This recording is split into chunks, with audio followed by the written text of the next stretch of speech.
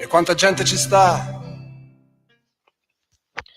Buonasera a tutti e bentornati a Liberamente, variazioni e scorribande qui su Radio Libertà.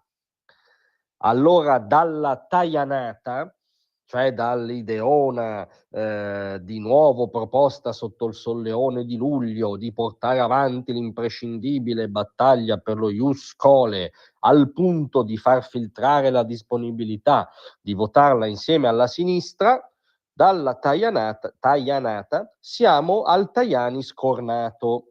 Lo diciamo con assoluta simpatia, non c'è nessun accanimento personale, scornato nel senso di perdente in questo singolo giro del dibattito su questo singolo tema. È un elemento di cronaca che oggi emerge prepotentemente.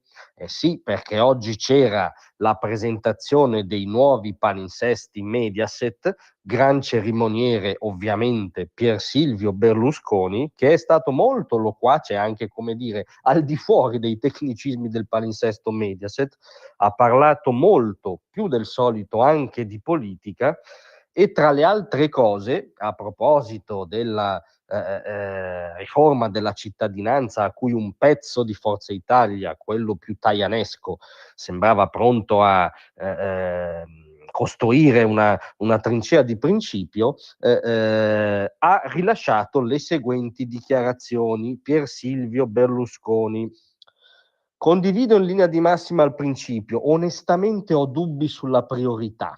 Non mi sembra una necessità tra le prime per gli italiani. Tempi e modi mi vedono un po' scettico.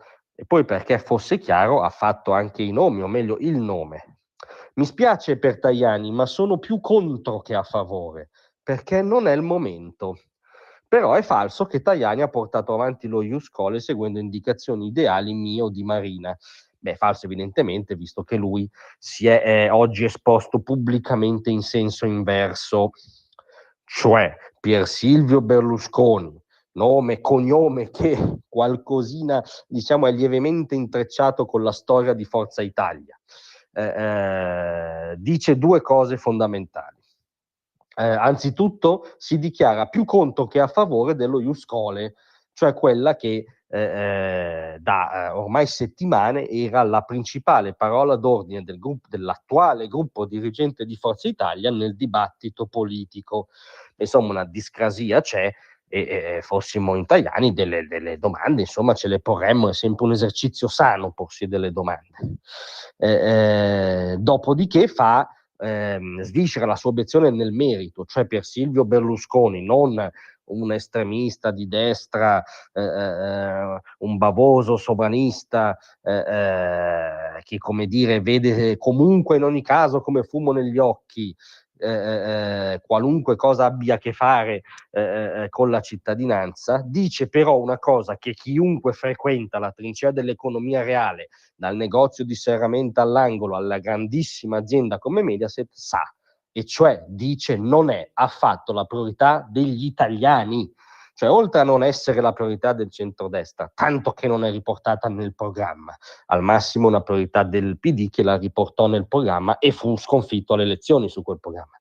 Ma non è una priorità soprattutto del paese reale, del paese diffuso, del paese operoso, di chi ogni giorno alza la serranda e si scontra col Moloch burocratico fiscale per continuare spesso in modo controintuitivo a mandare avanti il paese. Non è una priorità per gli italiani, soprattutto per quel vasto strato sociale, economico, antropologico che è la constituency del centrodestra, per cui chiaramente questa cosa non è una priorità. Quindi in questo caso ci permettiamo di dire che Pier Silvio Berlusconi, AD di Mediaset, grande uomo d'impresa, in questo caso fa una valutazione politica più acuta di quella di Antonio Tajani, che di mestiere dovrebbe fa il politico e che a ogni estate tira fuori questa battaglia dello ius scholae nella speranza presumiamo noi, di differenziarsi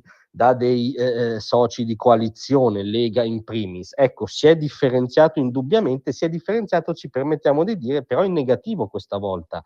Se fin Pier Silvio Berlusconi lo ha dovuto palesemente e pubblicamente rintuzzare. Ecco, speriamo per noi, per il centrodestra, per gli italiani, ma da un certo punto di vista anche per lui, che questa sia l'ultima estate in cui il ministro Antonio Tajani ci sottopone all'attenzione il tema strabocciato dello Ius Scholae. Grazie a tutti, a domattina. Tra un manifesto e lo specchio